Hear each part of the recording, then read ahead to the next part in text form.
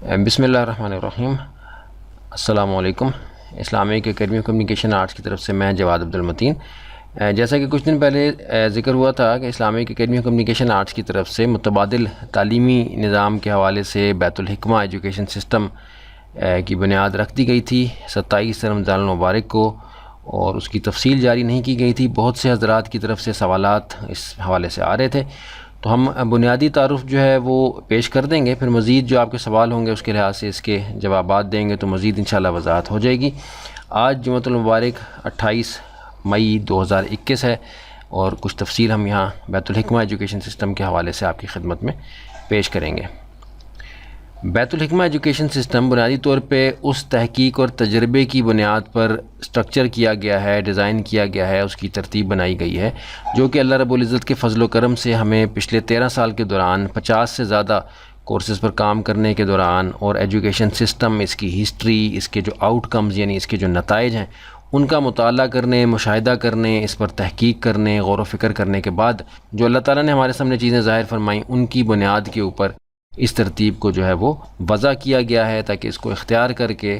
دنیاوی تعلیم کے حوالے سے جو ہمارے مسائل ہیں ان کو ہم بہتر طور پہ حل کر سکیں، بہتر نتائج حاصل کر سکیں، اور اپنے معاشی، معاشرتی، مذہبی، اخلاقی سب جو معاملات ہیں ان کے اندر بہتری کے سبب کے طور پر اس کو استعمال کر سکیں۔ اس حوالے سے یہ سمجھ لیں کہ بیت الحکمہ ایجوکیشن سسٹم آپ کے لیے ہے اگر یہ چیزیں آپ سمجھتے ہیں کہ آپ اس سے متفق ہیں تو پھر یہ سسٹم آپ کے لیے ہوگا۔ وہ چیزیں کیا ہیں؟ پہلی بات یہ ہے کہ اگر آپ رائج تعلیمی نظام پر تحقیق کر چکے ہیں اور اس کی تاریخ، عزائم اور نتائج سے واقف ہیں، یعنی اگر آپ ایک محقق ہیں، تعلیم کے شعبے سے آپ کا تعلق ہے، اور آپ موجودہ جو عصری تعلیمی نظام ہے اس پہ آپ تحقیق کر چکے ہیں، اس کی تاریخ سے آپ واقف ہیں، ان حقائق سے آپ واقف ہیں جن کی بنیاد کے اوپر کہ یہ ترتیب بنائی گئی، کس طرح سے رائج ہوئی، اس کے عزائم کیا ہیں، اس کا پس منظر کیا ہے، اس کے نتائج کیا ہیں، اگر آپ یہ سمجھتے ہیں تو ظاہر ہے کہ آپ بھی ان نتائج کو حاصل کرنا چاہتے ہوں گے جو بیت الحکمہ ایجوکیشن سسٹم کا مقصد ہے۔ دوسری بات یہ ہوگی کہ اگر آپ رائج تعلیمی نظام سے مطمئن نہیں ہیں اور آپ یا آپ کے بچے عدم دلچسپی یا معاشی حالات کی وجہ سے تعلیم ادھوری چھوڑ چکے ہیں، یعنی اگر آپ مطمئن نہیں ہیں اور آپ یا آپ کے بچے، یعنی بچے جو ابھی اسکولوں میں پڑھ رہے ہیں، بیسک ایجوکیشن جن کی چل رہی ہے، یا اگر آپ کی عمر زیادہ ہے اور آپ تعلیم ادھوری چھوڑ کے اپنی پریکٹیکل لائف میں آ گئے تھے، دونوں صورتوں میں کسی بھی وجہ سے کوئی معاشی مسائل تھے یا کوئی بھی وجہ تھی، اس کی بنیاد کے اوپر آپ نے اس سسٹم کو چھوڑ دیا ہے، تو اس صورت میں بھی بیت الحکمہ ایجوکیشن سسٹم کی جو ترتیب ہے وہ آپ کے لیے ہوگی، انشاءاللہ اس سے آپ کو فائدہ ہوگا۔ یا اگر آپ اپنے بچوں کو رائج تعلیمی نظام سے الگ کرنے کا سوچ رہے ہیں مگر آپ کو کوئی متبادل نظر نہیں آ رہا، اور آپ اس تعلیمی نظام میں وقت اور سرمایہ لگانے کے باوجود غیر یقینی کا شکار ہیں، کیونکہ آپ دیکھ سکتے ہیں کہ بے روزگاری کس حد تک بڑھ چکی ہے اور پڑھے لکھے غیر ہنرمند افراد کس پریشانی کا شکار ہیں۔ آپ سمجھتے ہیں کہ رائج تعلیمی نظام میں کئی سال گزارنے کے باوجود